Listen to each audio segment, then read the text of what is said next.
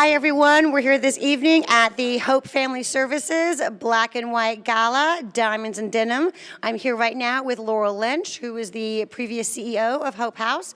And what are you expecting for this evening, Laurel? We are so excited for this event. We've had an event for 26 years, a black and white of some sort or another, but this is the first time we've gone country, line dancing, and you know, it's a double-edged sword. There's so many difficulties for so many people in our community right now.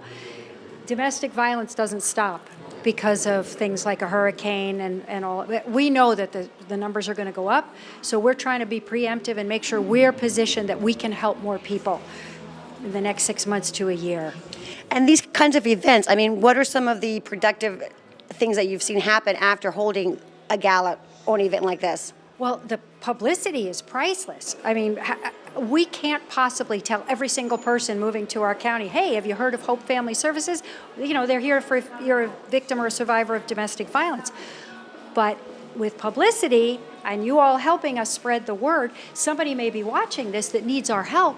They'll have the information, they can reach out, they'll know we're free, confidential, and we're here, we stand ready to help. We're open 24 hours a day, 365, whatever we can do to help. And that's so wonderful. And besides attending one of these types of events, what else can the general public do to help out this amazing charity? We always need volunteers. We couldn't operate 24/7 without our volunteers. So if anybody has a little spare time, give us a call. You can ask for me. I am there part-time even though I retired. So they can ask for me, leave a message. I get it on my phone. I'll call them back, send them a volunteer application. We would love to have more volunteers. That's wonderful, Laurel. Thank you so much for being here, and I'm looking forward to a really, really amazing night. Yeehaw. Thank you. Hi, and now we're here with John Belt, who's the board president for Hope House. Hi, John. How are you? Good. How are you? I'm good. What an exciting night. Yeah, it's turned out to be a great event. And I love the theme. I love Diamonds and Denim. Are you excited? Yeah, very fun. Something different from the usual formal nights. Absolutely. So what are some of the highlights everyone can expect this evening? We got a live band with country music. There's going to be line dancing lessons, some great barbecue, and raising money for a good cause. And raising money for a good cause. What are some of the obstacles that the charity is trying to overcome right now? We're growing. We had a new children's center that we opened last year, and it's getting a lot of participation, so we're expanding that and growing that. And then obviously the stuff with the hurricanes, but we're going well with that. You know, everything's luckily secure at the shelter through the hurricanes. So. And how many families are you guys currently helping right now? I don't have the current numbers. It's usually 20 to 40 people, at a different time. It changes on a daily basis, and that's just for the shelter. Because on top of the shelter, there's also counseling and the other stuff. So probably over 100, 200 at one time of everything. That's wonderful. And so, and this evening, the funds raised here, what do you plan to do with those? Just go back to providing services for them. Yeah, there's no specific project that we're earmarking or this for everything. It's just general program services for the victims. Oh, that's wonderful, John. I'm so glad to be here, and this is one of my favorite charities. I was a volunteer there before, and I helped paint the conference room. So I'm very happy to be here. Thank you so much for stopping by. Hi, everyone. I'm here with Kimberly Welcome Williams. Hi, Kimberly. How are you? Good. How are you? I'm good. So what is it that you do with Hope House? I am the primary prevention advocate, and I work closely with the youth. I teach them about teen dating violence, the different types of abuse, the warning signs, and also safety plan with them so that way they can avoid an abusive relationship in the future. So how long have you been with the charity? I've been with Hope for 9 years. And what kind of changes have you seen in the past couple of years? A significant amount. I can tell you that the youth are very strong-minded. They definitely don't take any mess at all, so they've been on top of their game. That's so exciting. So with this evening's event, what do you guys plan to do with the money that's raised? So I believe that we're going to pretty much put it back into our victims that we serve here in Manatee County, as well as our shelter. So I think that's going to be really great. That's so exciting. And now about how many families are you helping out right now? Oh my, quite a bit. I could imagine. I would say maybe monthly, 150. Yeah. And what does it take to put on this type of an event? Oh my goodness, a lot of hard work, dedication, teamwork, love, passion behind it, of course, because of what we do. So yeah, definitely dedication. That's so exciting. And I love the new theme this year. I love the Denim and Denim. It's so much fun. And you look fantastic. Did you get her shoes? Did you get her boots? Oh, thank you so much, Kimberly. It's so nice to meet you. Have a wonderful time this evening. Thank you. Hi, everyone. And now we're here with the new CEO of Hope House, Shar Young. Hi, Shar. Hi, how are you tonight? I'm good. Are you excited for your evening? We have been looking forward to this for quite some time. It's in a new venue and it's a new theme, and everyone has just been so excited about the whole thing. I'm excited too. And what are some of the highlights that the guests can expect this evening? We have a lot of auction items that people can bid on. We have raffle items. We have a guest speaker that is going to really be phenomenal, and we're really looking forward to them being up there to talk about domestic violence and how it's impacted their lives. How important is it to get the word out about these kinds of charities in this area? Well, most people don't even know that there's services available in our community, which that's the most important part of tonight, really, is we want to make sure that people know that we're here, that services are available, and if somebody needs us, just call 24 hours a day. And what are some of the challenges that the charity is facing right now? Well, at Hope, of course, we have had some a bit of damage from the hurricane. Of course, just a little bit. Our fence, which has always been an issue, but we also know what happens though after a storm like this. That a lot of times domestic violence becomes more prevalent because people are more stressed. They have more issues going on in their lives, and that's exactly right. So we expect that it's probably going to mean our phone's going to ring a little bit more, or people are going to come to see us more. But that's why we're here. And as the new CEO, do you have a pet project that you're really excited to work on? And I will be honest with you, and it's replacing our fence around our facility. We've been in our facility for 15 years, and it's been through a lot of storms, and it blows down every single time. And so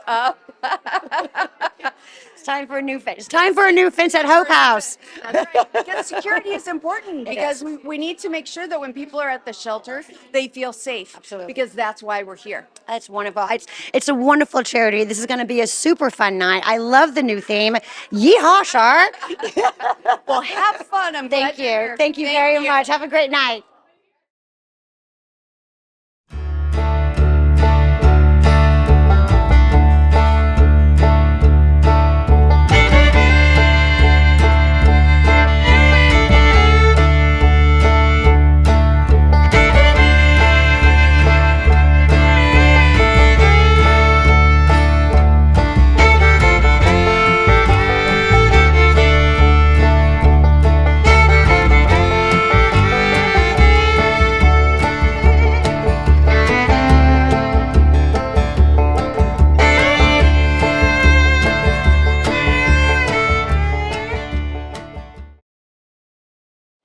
Welcome everyone to Hope's 26th annual Black and White event, Denim and Diamonds. I'm Sarah Vanderhill, proud board member of Hope. We are so excited to go country this year. And in keeping with our theme, let's talk about Hope Family Services, our wonderful nonprofit organization that provides shelter and a multitude of services to victims and survivors of domestic violence. Southern hospitality is known for its warmth, kindness, and genuine care for others, a set of values that aligns perfectly with the mission of Hope. Just as Southern hospitality invites people into homes and hearts with compassion, Hope, working in this space, opens our doors to those in need of protection, support, and healing. Just as communities in the South are known to look out for their neighbors, Hope works to ensure that victims and survivors are not left to face their struggles alone. I'm not here. By integrating the concept of Southern hospitality into our own work, we go beyond providing just the basic needs. We welcome those in need of services with emotional support, warmth, and dignity, all key components of healing and starting anew, after the trauma of domestic violence. So we are so thankful you all decided to join us tonight, and it is time to kick this shindig into high gear. The details for tonight's lineups were placed on your chairs so you can look at those programs. And before we hear the ringing of the dinner bell, I'd like to first take a moment to extend a heartfelt thank you to all of our sponsors. This event wouldn't be possible without their giving and support. So please join me in giving them a round of applause. Thank you all very much.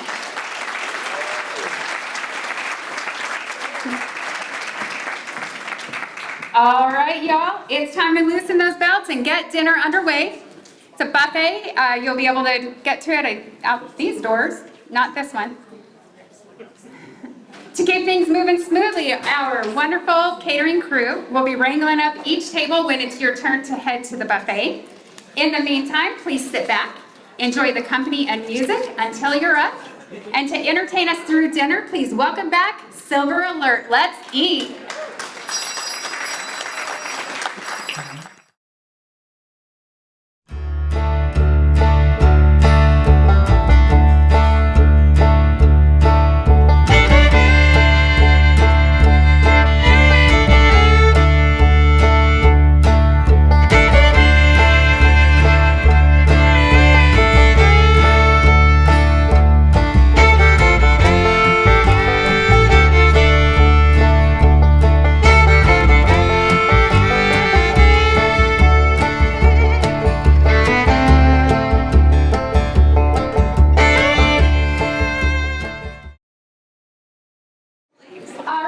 You all have full bellies, and hopefully we're going to make you have full hearts tonight. Thank you all again for being here. It is my absolute pleasure to introduce the president of Hope's board, Lieutenant John Belt.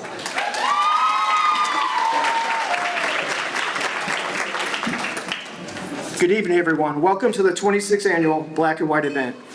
This year, we added a little sparkle with our Denim and Diamonds theme. I hope you're all ready to have a great time tonight as we come together to support a cause that's so close to our heart, Hope Family Services. As the Board of Directors President, I can say it has been one of the most rewarding experiences to volunteer with such a dedicated and passionate group of people. Serving on the board gives us the privilege to see firsthand the impact that Hope Family Services has on the lives of domestic violence survivors. Hope's shelter, counseling, and essential services help create a future of safety, healing, and hope for so many in our community. Before I go any further, I want to thank the amazing Hope staff and fundraising committee for putting together this fantastic event. Sarah Vanderhill, Heather Sills, Rosemary Stack, and Katie Williams. Thank you for your help.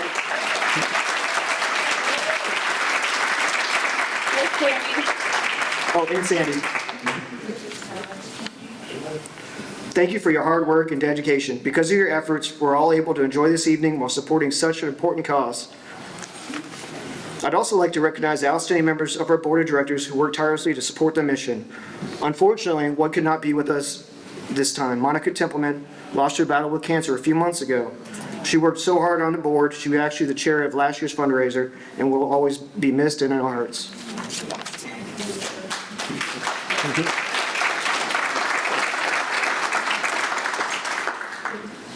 Could all current board members please stand?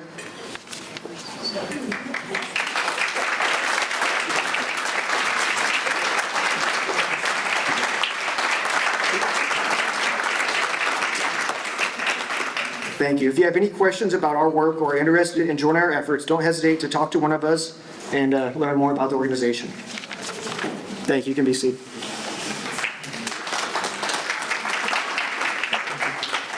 I also want to share a fact that I'm particularly proud of. Our most recent independent auditor's report noted that 92% of Hope Family Services expenses go directly to program services. That's well above the national average of 70%. This remarkable achievement is thanks to the incredible leadership of our CEO, Shar Young, whose dedication ensures that every dollar we receive is maximized for the benefit of the survivors we serve.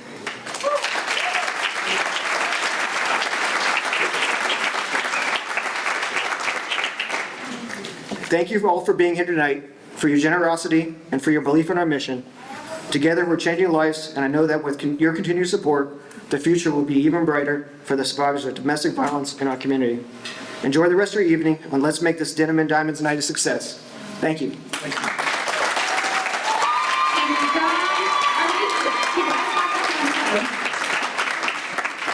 he's a lieutenant and also owner of Bell Salon, if y'all need hairstylists.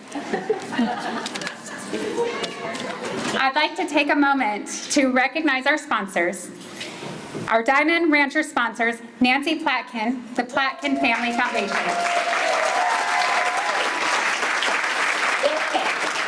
Rosemary Stack and friends. Our Golden Horseshoe sponsors, Belt Salon, Early Learning Coalition, and the Manatee County Sheriff's Office. And I have to say, they all look good in cowboy hats. Silver saddle sponsors, Ameris Bank. Bronze cowboy sponsors, Bradenton Police Department. Keystone Mortgage Solutions. Legler, Murphy, and Battaglia Attorneys. National Association of Fire Investigators. Via CAT Technologies. Patty and Bob Roble. Thank you again, sponsors. We cannot do events like this without your support. Additionally, we would like to honor Friends of Hope, Amanda Sozer, Bradenton Yacht Club, Bella's Booth, Gold Coast Eagle Distributors, Jess Jewelers, which by the way, I am wearing that auction item, the raffle item. So if you guys want to get a close look at it, I'm actually adorning it right now. You may have to fight it out of my hands, but because it is beautiful. Manatee Educational TV, and Out and About with Tyler Butler. Thank you, Friends of Hope. October marks Domestic Violence Awareness Month, but here in Florida, it also brings the challenges of hurricane season. As we raise awareness and offer support, we're reminded that this time of year often means facing two very different types of storms. One as it pertains to the weather, and one in the lives of those affected by domestic violence. On behalf of everyone at Hope, I want to extend our heartfelt thoughts of healing to those who have suffered such great loss due to Hurricane Helene. From Siesta Key to Asheville, North Carolina, many people are facing significant loss, and we are here prepared to offer support in the aftermath. And we thank everybody. We know as a community, we all pull together, and thank you all for being here for the community. Tonight, we're also joined, as I pointed out earlier, by some of our courageous first responders. Let's show our appreciation with a big round of applause for their incredible work during and after the hurricane.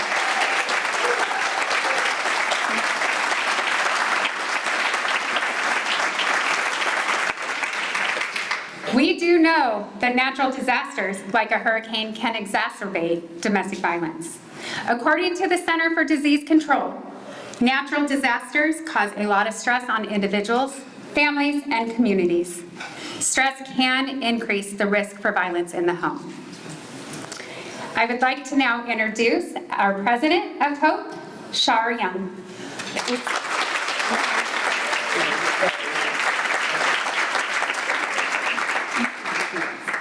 Thank you.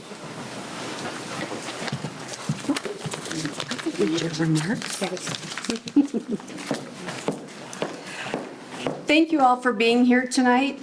I think everyone's having a great time. Y'all look fabulous in your hats and your denim and your diamonds, and you really took to the spirit of the evening, and we appreciate you being here.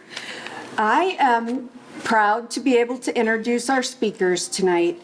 Ron and Jan Kimball called me about 3 years ago, I think, and they said, we'd like to come and talk to you and see how we could help. They came to the office. We talked for quite a long time. They talked to us about their daughter, Jamie, and the way that domestic violence has altered their lives. And they have been doing so many things to try to support victims of domestic violence since that time. And every time I talk to them, they say, what can we do and how can we help? And they have been in constant contact with us. And so I thought that they would be the perfect people to come and talk to you tonight about the cause that we're here to talk about, I guess. Ron was 42 years in local government, for the last 17 as the deputy, I'm going to get it right, the deputy city manager of Charlotte, North Carolina. And Jan was 40 years in the HR industry, and they have been retired. They've been traveling a lot. They like to enjoy family and friends. And they didn't know when they said that they would come and talk to us tonight what a challenge it was going to be for them. They came down from North Carolina to their house in Holmes Beach. So they had to dig their way out to be here tonight, and we're so glad that they are. So if you'll give a round of applause, Ron and Jan.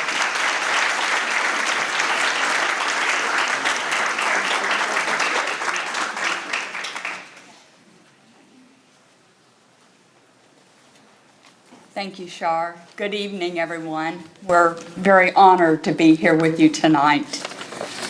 And I hope that by the time the evening comes to a close, you'll feel like you know who our daughter Jamie was. She was beautiful, kind, exceptionally bright, energetic, and she loved being involved with her community. She was our only child. She graduated top 10 in her class in Greenville, North Carolina. They had nearly 400 in their class. And then she attended and graduated from the University of North Carolina at Chapel Hill. She graduated in 3.5 years and was named the Outstanding Senior Award winner for the School of Global Public Health. So if you're getting the message here, she was an outstanding individual. At the time of her untimely death, Jamie was a rising star as well at Coca-Cola Consolidated out of Charlotte, North Carolina. She had just received a huge promotion, and she was in the process of moving from Holmes Beach to Dallas, Texas, to assume this new role. It was Jamie's dream, and it was ours as well, that she would eventually make her way back to Charlotte, and then eventually we would retire to Holmes Beach. Holmes Beach has a lot of special memories to us. We would spend our Christmas vacations together on the island. At the age of 31, Jamie had abundantly demonstrated love, compassion, strength, and courage to all who knew her. Jamie was in an abusive relationship that was escalating, becoming more controlling and more abusive, but not necessarily in the way of physical abuse. It was more emotional, psychological abuse. And she realized in May of 2012 that he was not going to change, even though he would promise to change and be a better person. So in May of 2012, she broke up with the perpetrator, and she started putting her life back together. And then 3 months later, September 3rd of 2012, he came back, hunted her down, and shot and killed her. And shortly thereafter, he shot and killed himself. He had been waiting at the Tampa airport for Jamie to come back for 3 days. She had gone on a trip to England, and he was there when she came back. That day changed our lives forever. There's no going back.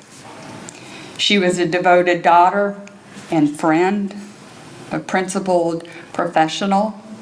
She was an avid wellness and sports nut, and she loved sports and so much more. She was very full of life.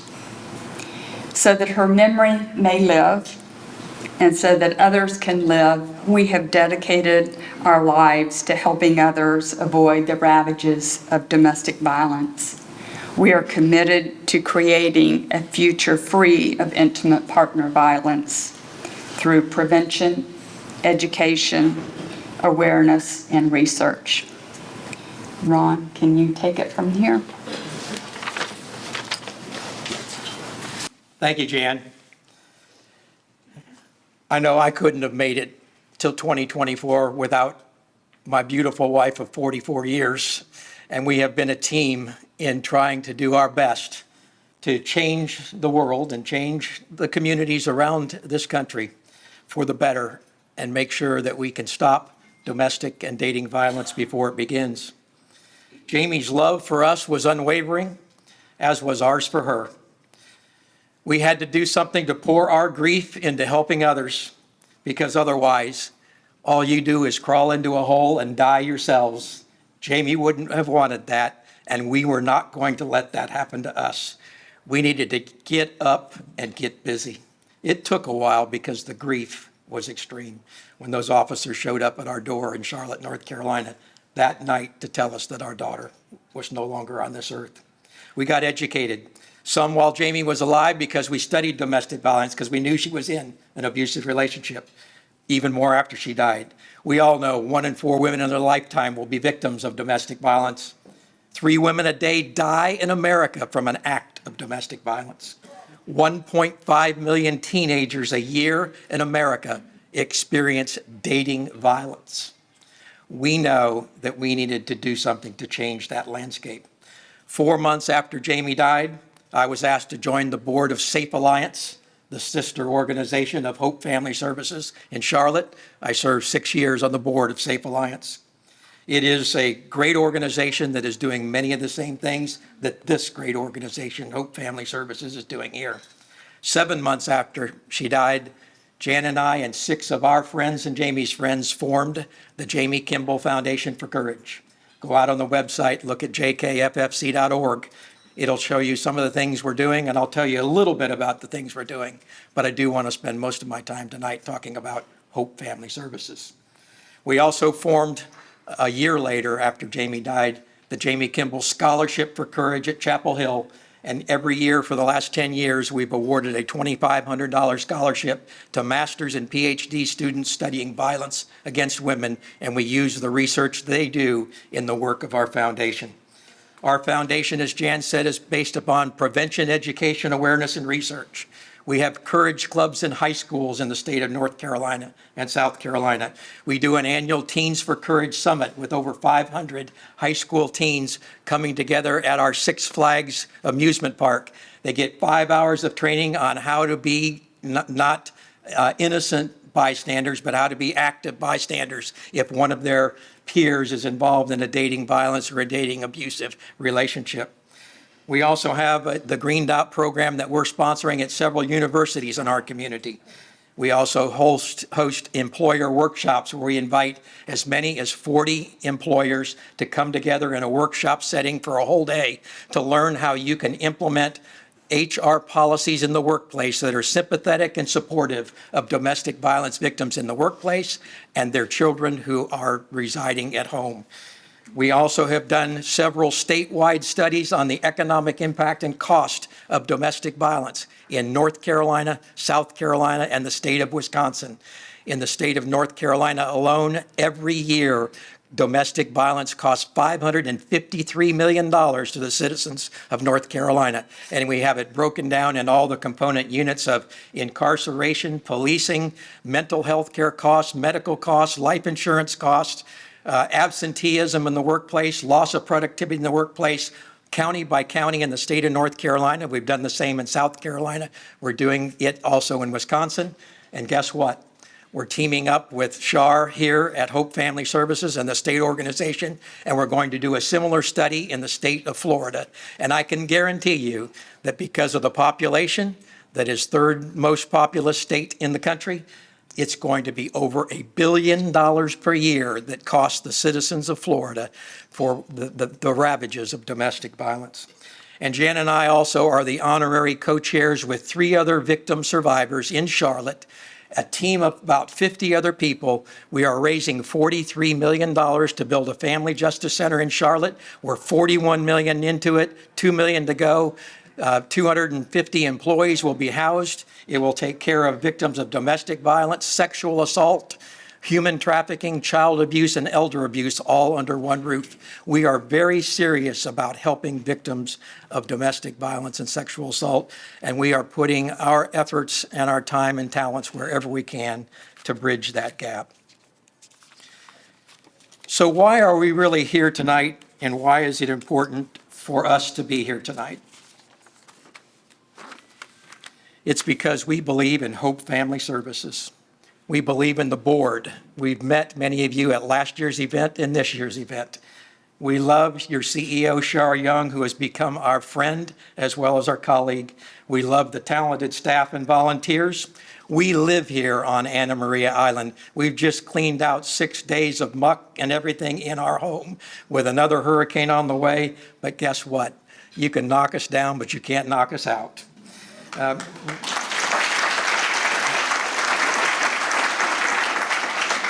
The 24-hour hotline that you do here, the emergency shelter, the services to secure protective orders for victims, counseling, primary prevention programs, great partnership opportunities with the work the Jamie Kimball Foundation for Courage has done and what Hope Family Services has already done.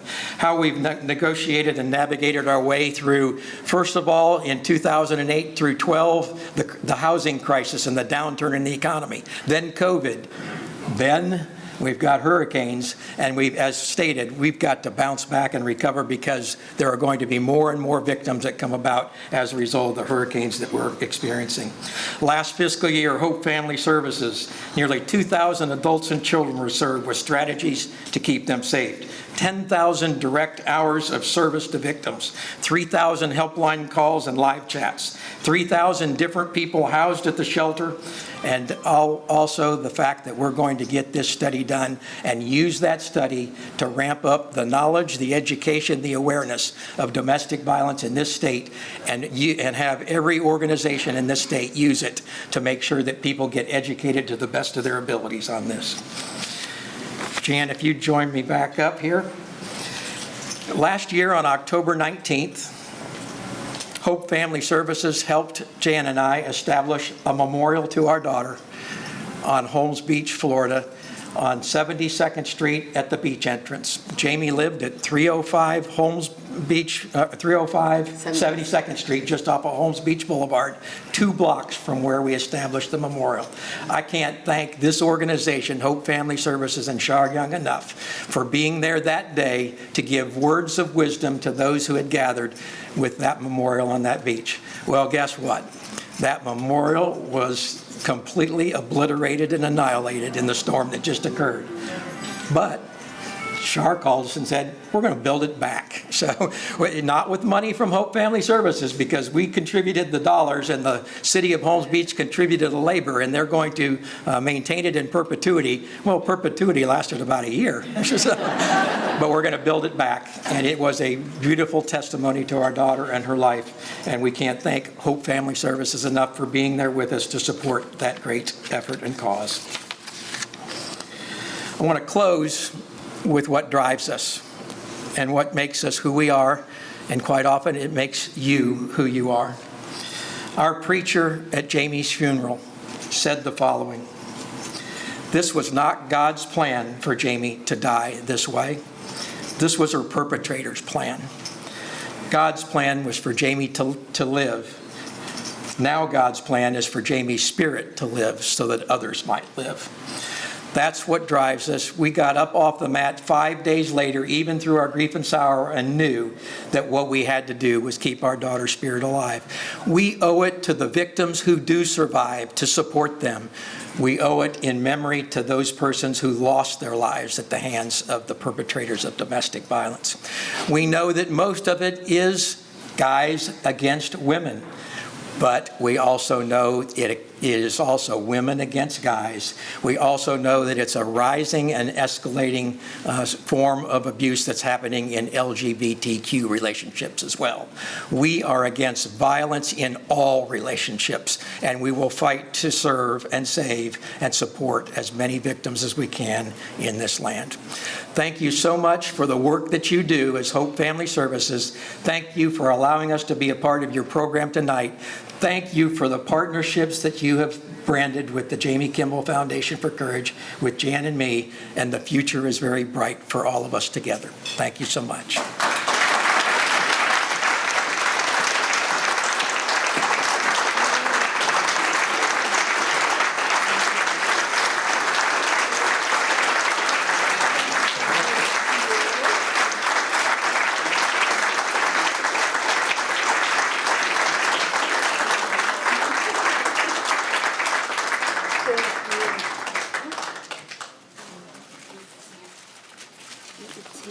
Thank you both for being willing to share your story.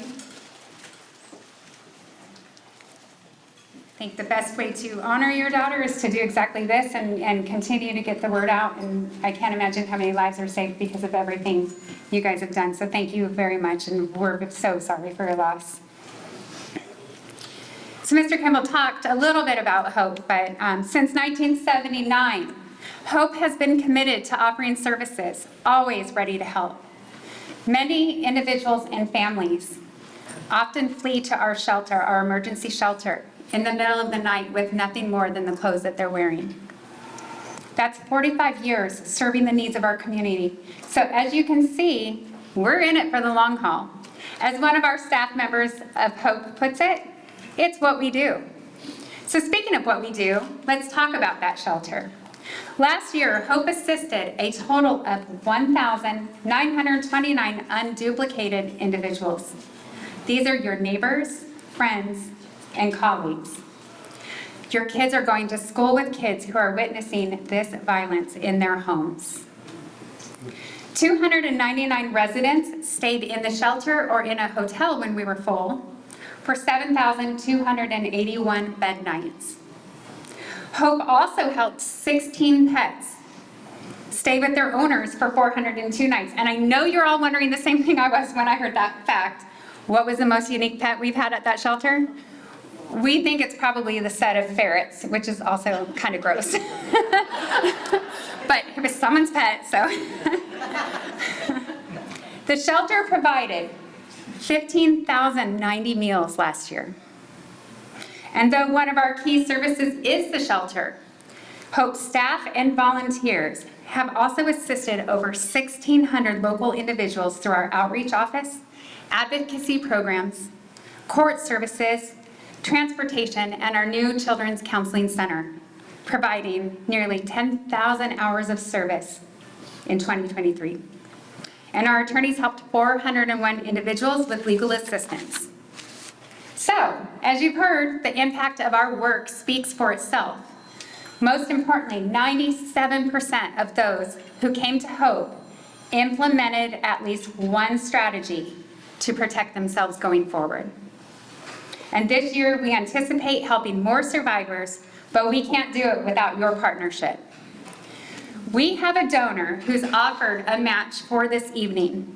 He said any new donors who are willing to help donate to our victims and survivors would be matched dollar for dollar. So if you're a new donor to Hope, your contribution's already automatically doubled. And giving, when you give or think about giving, a few examples, which are also found on your table, to make giving easy, we tell you where your money goes.